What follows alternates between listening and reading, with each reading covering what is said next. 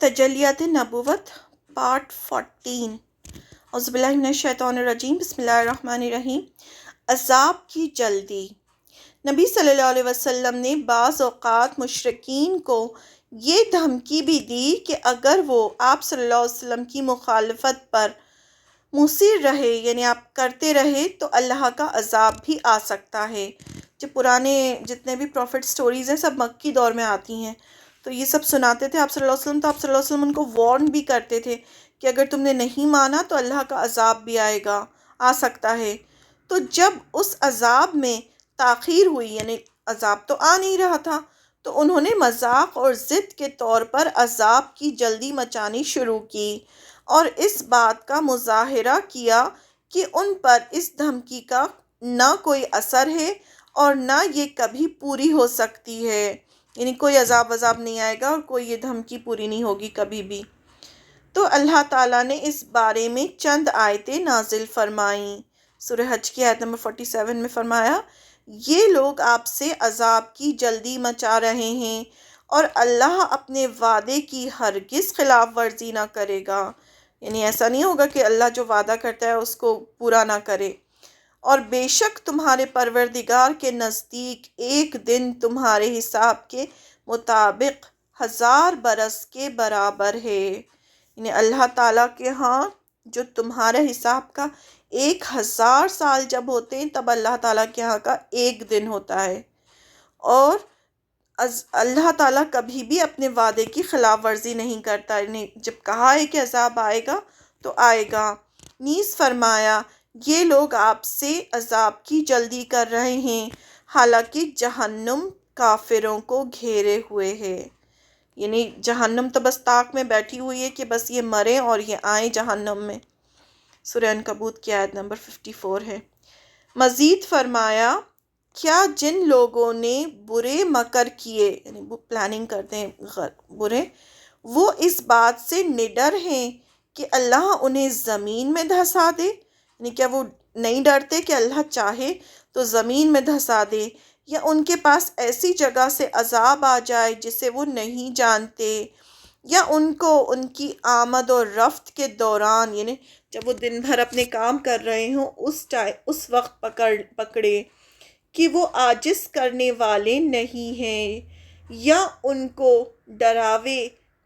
ये कि साथ पकड़ ले, तो बेशक तुम्हारा रब नर्म ख्वाह व रहीम है, यानी कैसे भी अल्लाह ताला कैसे भी पकड़ सकते हैं। सूरह नहल की आयत नंबर 45 से 47 था। ये सब आयतें नाजिल हुई कुरान मजीद में। मुशरिकीन का एक मुख्तसमती हरबा ये था कि वो इनात के तौर पर और आजिज़ करने की गर्ज से मोजज़ात, यानी आपको झुकाने के लिए कि किसी चीज़ में तो आप झुकें, मोजज़ात और खर्के आदत निशानियां तलब करते थे, यानी ऐसी चीज़ें मांगो जो आप नहीं दे सकती हो, और जब आप नहीं दे सकेंगे तो हम कहेंगे कि आप जो है वो झूठे हैं, आप तो अल्लाह के पैगंबर ही नहीं हैं। अल्लाह ने इस बारे में वही नाजिल करके अपनी सुन्नत बयान कर दी, यानी जो अल्लाह का तरीक़ा है वो अल्लाह ताला ने बयान कर दिया कुरान मजीद में, और उनकी हुज्जत का ख़ात्मा कर दिया। आइंदा सफ़ात में इंशाअल्लाह इसके बारे में किसी कदर बयान आएगा। ये वो किस्म की कोशिशें थीं जिनके ज़रिए मुशरिकीन ने नबी सल्लल्लाहु अलैहि वसल्लम की रिसालत और दावत का मुकाबला किया, और इन सब के पहलू ब पहलू आजमाया। वो एक हालत से दूसरी हालत और एक दौर से दूसरी दौर की तरफ पलटते रहे, सख्ती से नरमी की तरफ तो नरमी से सख्ती की तरफ, यानी हर तरह से आप सल्लल्लाहु अलैहि वसल्लम को उन्होंने झुकाने की कोशिश की। झगड़े से सौदेबाजी की तरफ, सौदेबाजी से झगड़े की तरफ, तरहीब से तरगीब की तरफ, तरगीब से तरहीब की तरफ। वो भड़काते, फिर ढीले पड़ जाते, हुज्जतबाजी करते, लड़ाई करते, यानी फिर रवादारी बरतते, यानी फिर नरम हो जाते, खम थोक कर للکارتے، پھر کچھ لو کچھ دو پر اتر آتے، دھمکیاں دیتے، پھر مرغوبات پیش کرتے کہ یہ لے لو وہ لے لو، جیسے ایک قدم آگے بڑھتے ایک قدم پیچھے ہٹتے، نہ انہیں قرار تھا نہ فرار ہی پسند تھا، نہ وہ ٹھہرتے تھے نہ بھاگ پیچھے جاتے تھے، ادھر ہوتے کبھی ادھر ہوتے، مطلب اس طرح سے چل رہا تھا۔ ان سب کا مقصد یہ تھا کہ اسلام کی دعوت روک دی جائے اور کفر کا بکھرا ہوا شیرازہ پھر سے جڑ جائے، لیکن وہ ساری کوششیں کر کے بھی ناکام اور نامراد ہی رہے۔ اب ان کے سامنے صرف ایک ہی راستہ رہ گیا تھا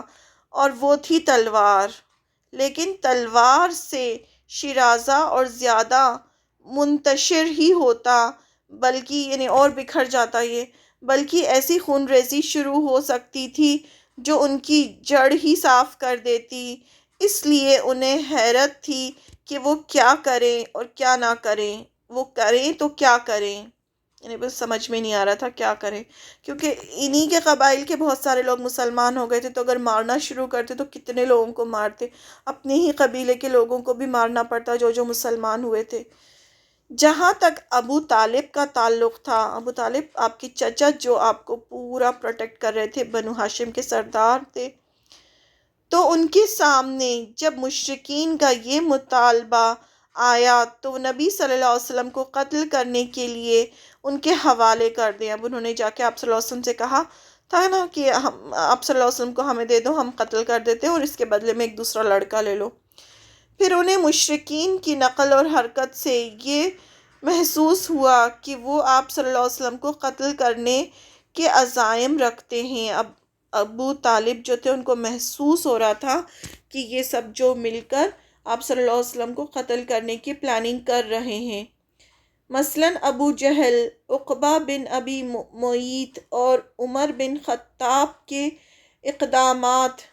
جو انہوں نے بنو ہاشم اور بنو المطلب کو اکٹھا کر کے انہیں نبی صلی اللہ علیہ وسلم کی حفاظت کی دعوت دی،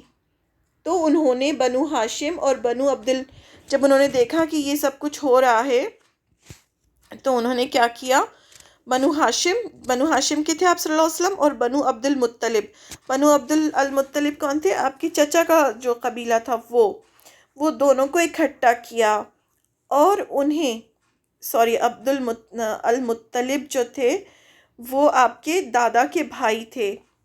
پردادا کے بھائی، اور آپ کے پردادا دونوں کا جو تھا قبیلہ، وہ دونوں کو اکٹھا کر کے انہیں نبی صلی اللہ علیہ وسلم کی حفاظت کی دعوت دی،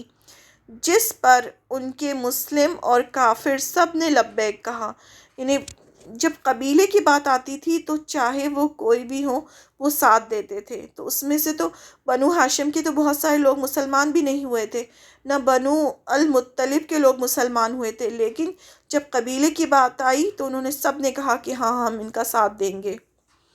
اور خانہ کعبہ کے پاس اس کا عہد اور پیمان کیا، دکھا کے کیا کہ ہم ان کی پروٹیکشن کریں گے۔ صرف ابو لہب کون تھا، بنو ہاشم میں سے تھا لیکن آپ کا چچا تھا، نے اپنی علیحدگی راہ اختیار کی اور ان سے الگ ہو کر قریش کے ساتھ ہو رہا۔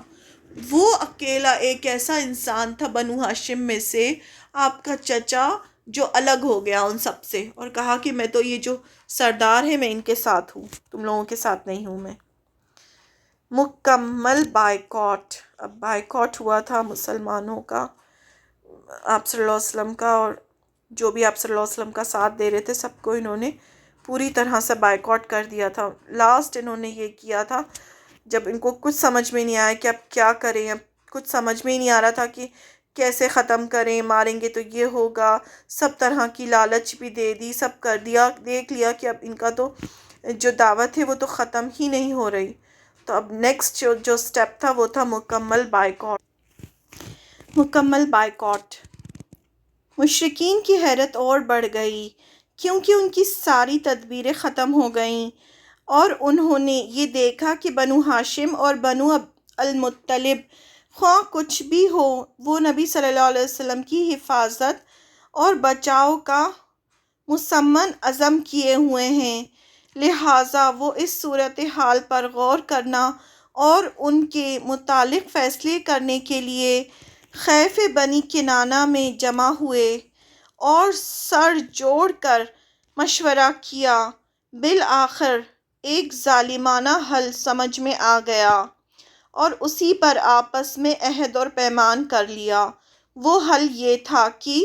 ایک جگہ اکٹھا ہوئے خیف بنی کنانہ میں، سب لوگوں نے مل کے مشورہ کیا اور یہ فیصلہ کیا۔ یہ حل یہ ہے کہ وہ لوگ بنو ہاشم اور بنو المطلب کا بائیکاٹ کریں اور یہ عہد کریں کہ ان کے ساتھ نہ شادی بیاہ کریں گے، نہ ان سے خرید و فروخت کریں گے، نہ ان سے بات چیت کریں گے، نہ کبھی کسی طرح کی کوئی صلح قبول کریں گے، نہ ان کے ساتھ کسی طرح کی مروت برتیں گے، یہاں تک کہ وہ رسول اللہ صلی اللہ علیہ وسلم کو قتل کے لیے ان کے حوالے کر دیں۔ یعنی جب تک وہ آپ صلی اللہ علیہ وسلم کو حوالے نہیں کریں گے قتل کے لیے، ان لوگوں سے کوئی تعلق نہیں رکھا جائے گا۔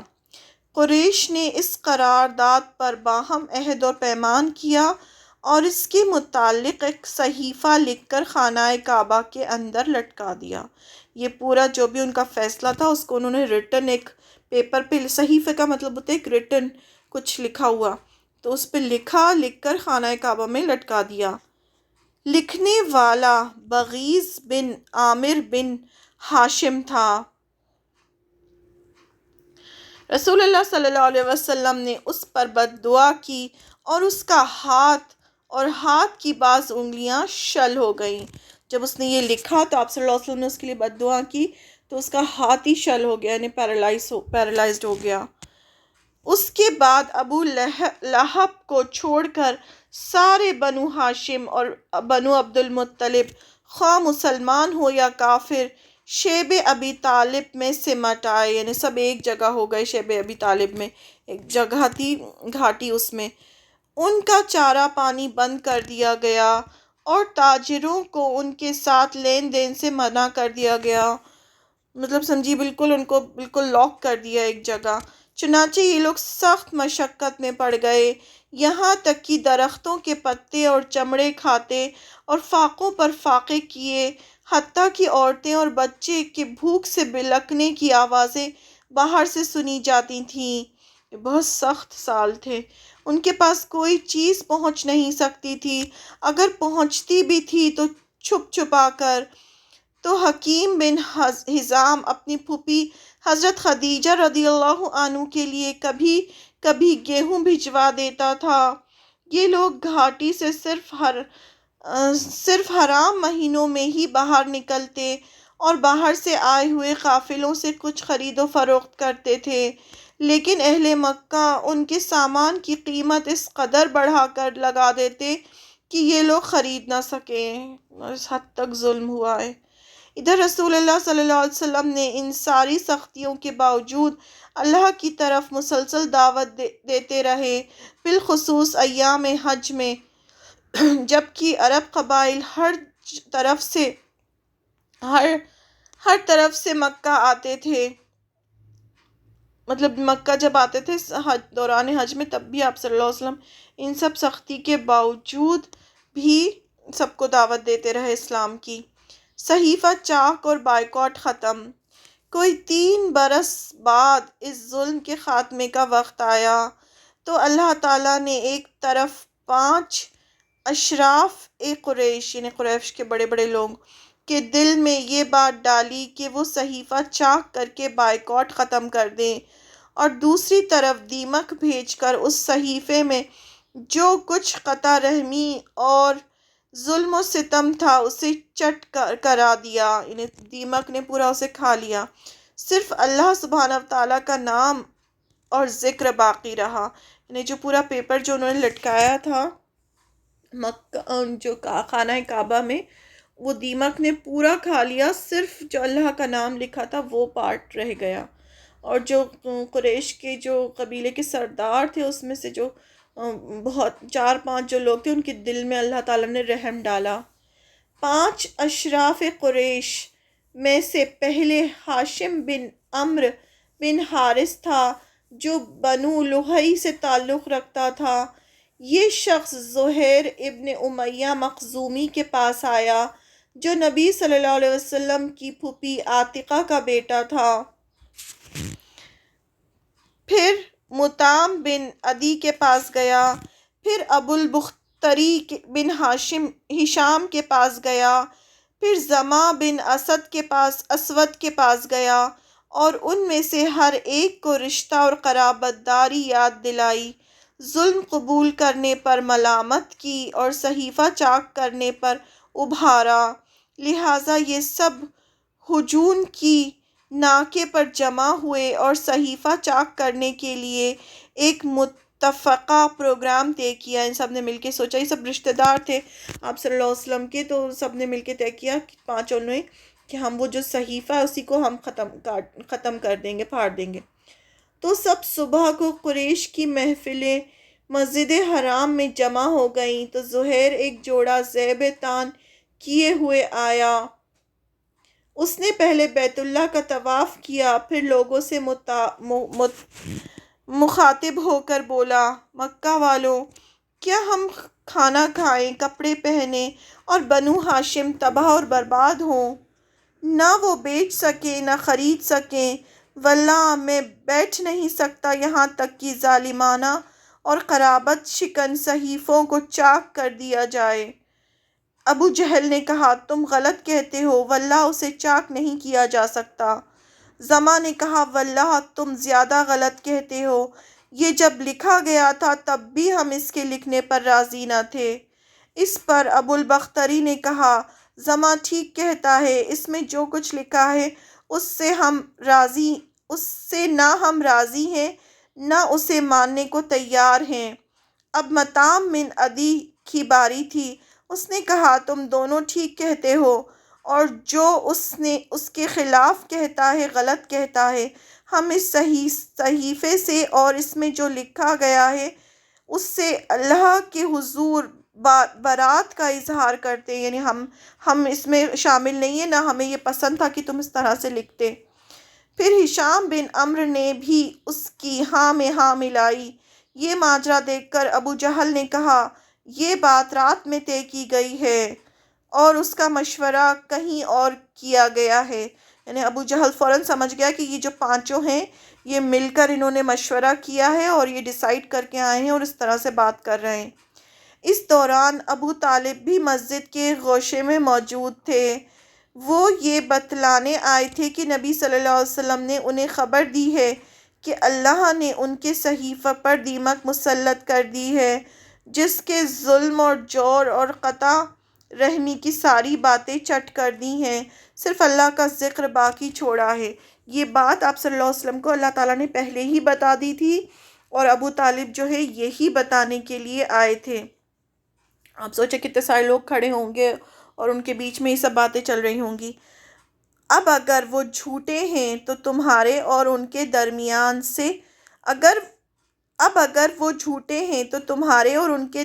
سے ہٹ جاتے ہیں، اور اگر سچے ہیں تو ہم تمہارے بائیکاٹ اور ظلم سے باز آ جاتے ہیں۔ قریش نے کہا، آپ انصافی کی بات کہہ رہے ہیں، یعنی ٹھیک ہے، اب چیک کر لیتے ہیں کہ آپ صلی اللہ علیہ وسلم کتنے سچے ہیں۔ ادھر مطعم بن عدی ابو جہل کا جواب دینے کے بعد اٹھا کہ صحیفہ چاک کریں، تو دیکھا کہ واقعی اسے کیڑوں نے کھایا ہے، صرف بسمکا اللہم اور جہاں جہاں اللہ کا نام تھا وہی باقی بچا ہے۔ لہٰذا نبی صلی اللہ علیہ وسلم نے جو خبر دی تھی وہ اللہ کی نشانیوں میں سے ایک نشانی تھی، جسے مشرکین نے اپنی آنکھوں سے دیکھا، لیکن وہ اپنی گمراہی کے رویے پر برقرار رہے۔ بہرحال بائیکاٹ ختم ہو گیا اور رسول اللہ صلی اللہ علیہ وسلم اور آپ کے ساتھی گھاٹی سے باہر نکل آئے۔